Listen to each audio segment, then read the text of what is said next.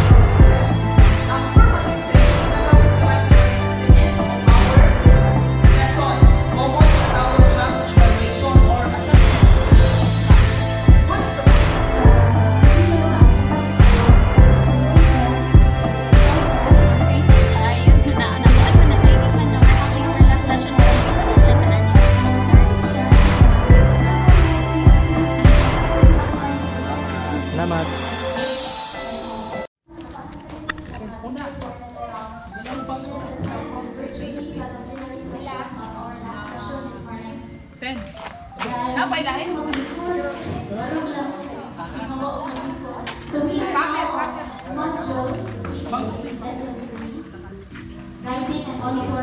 module guiding and monitoring learners in the different learning delivery modalities.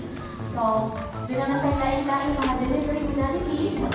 Actually, we have how many learning delivery modalities? We have the modular discipline. We have the RBI. We also have the, aside from online, distance learning, and the RBI. We would like to acknowledge the presence of our Cebu Creative Media Club members. So we give them a big round of applause. Welcome to Haclupa National High School. They are with us because they donate 75 pieces of wireless Bluetooth FM. So for that, they deserve a big round of applause. Ako gihali ang tanan na ato silang taga-outstanding ovation while we are clapping our hands for sure. Ato ang stand tabuan na. Ato ang stand. Wala. We have here with us the President of Cebu Creative Media Club, Mr. Alpe Abala. Sir, good morning. We also have the Cebu Creative Media amazing members. Let's start with Mr. Jomar Inesio. Mr. Jomar is there. Thank you, sir, for coming to Haclupa National High School. We also have Mr. Jumpy Kambal. Miss Jumpy Kambal. We also have Marlon Roma. Mr. Marlon Roma. Please say hi, yes. Let's have Mr. Ramon Padilla. Yes, he's over there. We also have Miss Lare Esito. I hope I can pronounce your name correctly. So the radio man special because this is wireless Bluetooth FM. So, so today we will be having the turnover. So, on the spot niya, turnover. But ngayon sila, everything happened for a purpose and everything happened at the perfect timing. So, Sir, Mr. Ahmad Isurin and Mr. Renato Emmanuel Bilan and Rey Alakita is are one of our teacher facilitators. And they are the representative recipient of our 75 FM radio. So, salamat. To officially open our turnover ceremony, let us hear a message, a welcome message from our SPMT coordinator, none other than Mrs. Rospe and Masaysay Rodas. A big round of applause.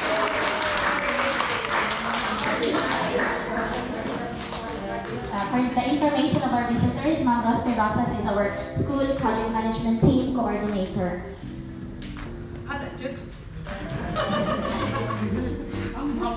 Good morning, everyone. Good morning, Cebu Creative Media. We are so happy for your presence here. Bakulaan daw at kami kung binuan.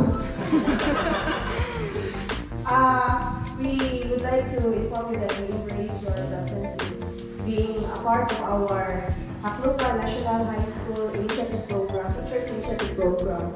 The radio that you have brought to us will be a vehicle of learning to our students. So, kani siya mga radios, kadumi siya sa comfort. Kani siya ang pinakalayo part sa mga students. So, thank you kayo and welcome you all in our school, Haklupa National High School.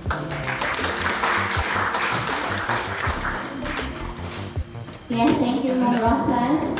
Sir, thank you for gracing our event this morning. But let's proceed. I know ang tanan naginaminaw, nagkisi-kisi, na maminaw na sa message from the President of Cebu Creative Media. Ladies and gentlemen, let's welcome on stage, Mr. Alfred. Good morning na itong tanan, no? Sige lang ma'am, hindi pa rin ko lang prepared ako. But first of all, we just want to say thank you first to Sir Nino Quinones. May paano mistaken siya and reach out sa MOA, making us to be part of the solution. Also credits to the person na nakauna-una ani because with this pandemic, diba, we don't want to stop education, we want to continue it. And from what I know, kanina pa ako nagawa ng school, naghimog ng nani klase na learning because only I've heard module and online learning. So good job mga teachers. Ay, sorry.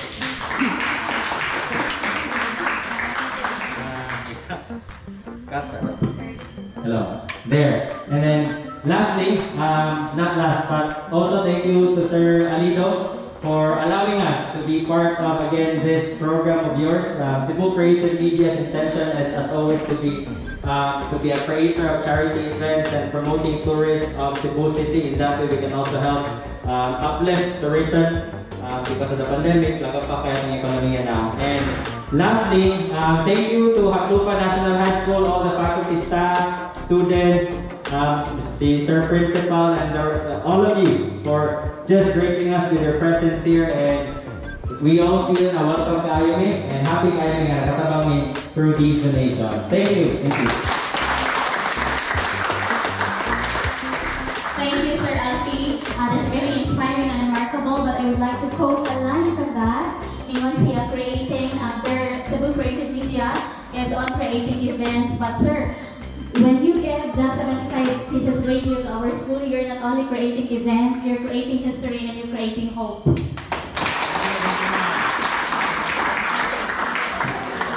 And this time, I know you are excited na maato na yun ang 75 radio, so let's have the turnover. So akong gitawa, our school head to represent our school, Mr. Imon Otra Alido, ang among pinakagwapo, pinakaaktibo, the transformer, Sir Imon Otra Alido, with the President to have the signing of this nomination and acceptance. Akong gihangyo for the documentation, Ma'am Shella Branzuela. For the information of everyone, Ma'am Shella Branzuela is our health aid coordinator and our documenter most of the time.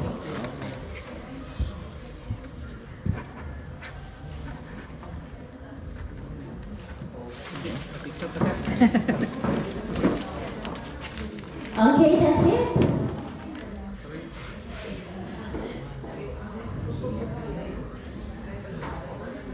Okay, that is the signing of the deed of donation and the deed of acceptance.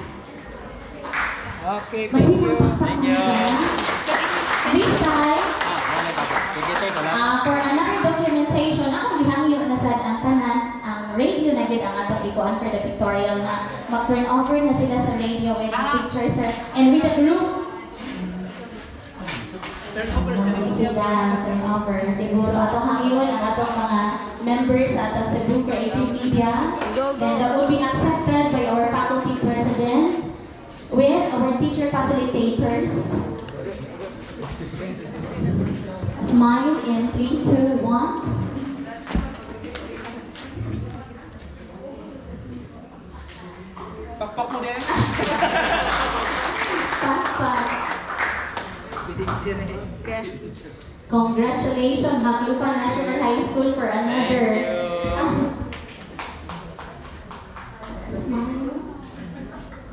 Okay. Smile is the best makeup. Smile. See, we're not done yet because we still have to listen the response of our school head, Mr. Iman Ultra Alido. Sir, may you do the honor. Di ko lihat na highlight yung pang-artista ka.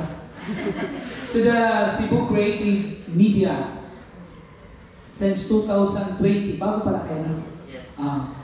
They were a group of individuals, sabi ni Sir nang nag-usap ni is, they are all, Tagalog din sila, no? May mga Tagalog to sila. Kaya, nang nag-usap ni, sinabi niya sa akin na many of them are puro mga bikers. Sana makasama kami sa inyo kasi puro na lang yung trabaho. Then, some of them are also YouTubers. Then we have sponsors na they can help us our school. Now then, this initiative na ginawa nila sa atin through Sir Nino Quinunes is isang napakalaking tulong sa aming mga mag-aaral. Isipin nyo ang 75 radio pag mag-sound ito lahat. It will transverse the longitudinal wave to frequency modulation. And it will amplify not only to one student, but will amplify many families. Dito magsisimula ang edukasyon, dito ipaparating ang pag-aaral ng mga bata. Na ang mga batang ito ay magiging isang magulang rin pagdating ng panahon. And that success of every family is the success also of the school and our stakeholders. Kayo po yan. Ibig sabihin ang tagumpay ng mga bata sa kanilang pag-aaral ay isang tagumpay din po ng paaralan at magiging tagumpay po ng inyong samahan. Sana po ay magpatuloy, dumami, and I pray to God na dumami pa ang matulungan ninyo, hindi lang ang aming paaralan, hindi lang ang buong Talisay, sana ang buong bansa na nangangailangan, especially ngayong panahon na kailangan natin ang mga ganitong uri ng mga initiative. Sama-sama natin tulungan ang Department of Education in behalf of the Schools Division Superintendent of the DepEd, Dr. Evangelio Minarias, our City Mayor, na wala dito ngayon, pero patuloy na tumutulong sa amin, sa aming paaralan. In behalf of them and in behalf of the family of the Haglupan National High School, maraming salamat sa inyo lahat.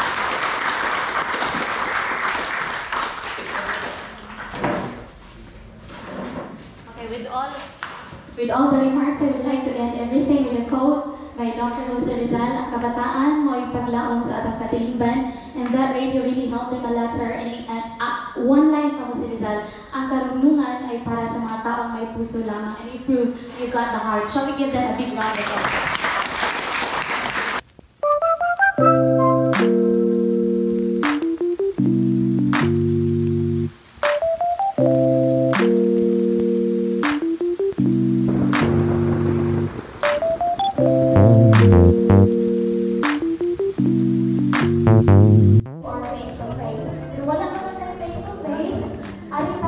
So, magtutour tayo sa Haglupan National High School with Ma'am. Ma'am, what's your name? Angeline Dora.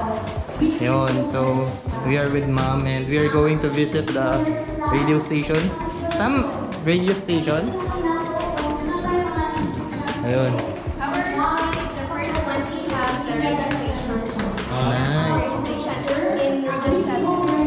Nice. Today I'm the DJ. It's your DJ. You guys are not gonna accept them for Pwede na mag-DJ ma'am.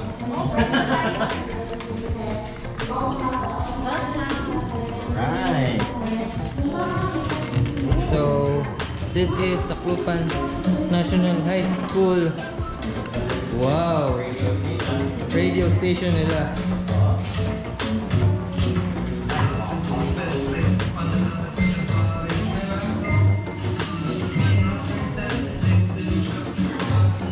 DJ si ma'am guys. Cebu Creative Media.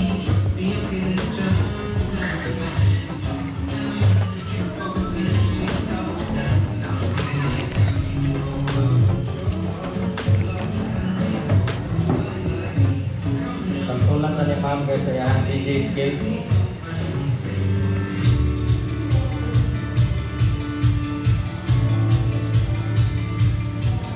Good morning, Barangay Aklupan. Eventually, good morning, mabait sa teacher today. We are having our seminar for LTN Course 2. And right now, ladies and gentlemen, mga higala, in front of me is our stakeholder, very generous president. Just this morning, we received 75 transistor radios. Thank you very much, sir. The president of Cebu Creative Media Club. Pwede siguro, no? Isang kamay ang president nila. Would it be possible, sir? Yes, pwede. Good morning. And here is Sir Alfie. Mr. Alfie Abala. Good morning, sir. Welcome to Aklupan National High School Radio Station. My question is, meron pili maniwang Aklupan National High School, sir? So actually, wala rin may namili, but Aklupan seems to be a very unique school because they are only the school conducting a radio frequency learning. So we're proud to be able to help the students of Aklupan National High School, and we're hoping to do more of this in the future then. Wow, thank you so much. That is the president of Cebu Media Creative Club, Mr. Alfie Abala. Thank you so much, sir. And thank you, Sad, also sa iyong mga members. They're right here. Namin sa